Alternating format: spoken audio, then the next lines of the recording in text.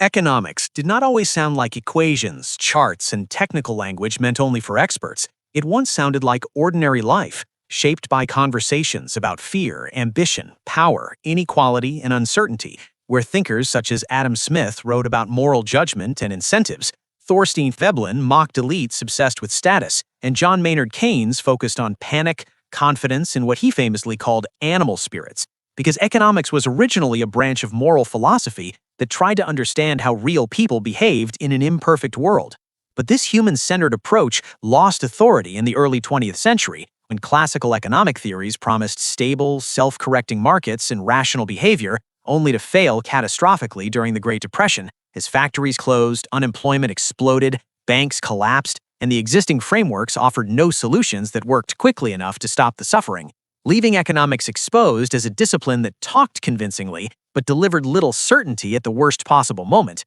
Keynes filled that vacuum by arguing that markets could remain irrational longer than people could remain solvent, and that governments sometimes had to intervene aggressively to stabilize demand. And while his ideas worked in practice and reshaped policy, they remained intuitive, judgment-based, and deeply human, which made many policymakers uncomfortable, because economics still did not feel like a hard science. And after World War II, the world wanted something different. As governments grew larger, institutions stronger, and global systems more complex, demanding models that could justify decisions, guide central banks, and coordinate massive economies, transforming economics from a debate about values into what looked like an engineering problem. And this is where Paul Samuelson quietly but decisively changed the discipline forever, by acting not as a revolutionary like Marx or a crisis theorist like Keynes, but as a system builder who believed economics suffered from a credibility problem because it talked too much and proved too little, and who asked a simple but transformative question. If physics could describe the motion of planets with equations,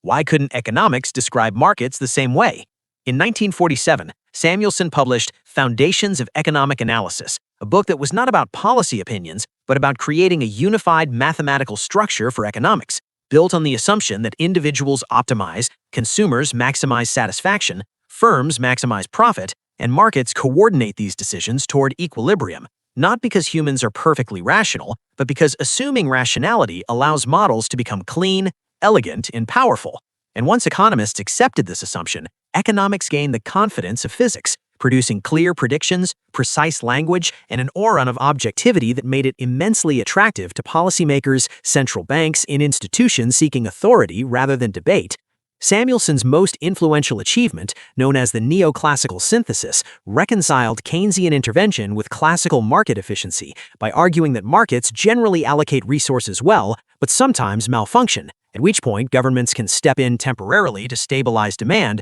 before handing control back to markets, a compromise that satisfied nearly everyone by preserving free markets while legitimizing limited government action. And this framework became dominant largely because Samuelson's introductory textbook trained generations of economists who went on to shape financial institutions, governments, and global policy, turning his assumptions into defaults that were no longer questioned. And while this shift gave economics precision, legitimacy, and enormous influence, it also came at a cost. As human behavior became stylized, psychology was treated as noise, power dynamics faded into the background, and crises were framed as rare anomalies rather than recurring features of financial systems, causing economics to increasingly speak about people instead of to them. Over time, models became more than tools. They became shields that allowed political and moral choices to be presented as technical necessities dictated by equations, widening the distance between decision-makers and ordinary people, a tension that became impossible to ignore during events like the 2008 global financial crisis, when sophisticated models priced risk perfectly until multiple assumptions failed at once. Confidence collapsed faster than equations could update, and institutions were forced to rely on emergency measures for years, revealing that the problem was not a lack of intelligence, but an overconfidence in abstraction, because bubbles, crashes, and panics are emotional, non-linear, and deeply human phenomena that resist equilibrium thinking. Samuelson himself understood that models were simplifications and warned against taking them too literally, but once his framework became institutionalized, precision survived while humility faded, leaving modern economics powerful, authoritative, and indispensable, yet also distant, fragile, and often disconnected from lived experience, which explains why debates about inflation, debt, and financial stability frequently feel alien to the public, and why trust erodes when people sense that the system is optimized for models rather than for them. because the deeper lesson of Samuelson's legacy is not that economics became too mathematical, but that it became too confident in its abstractions,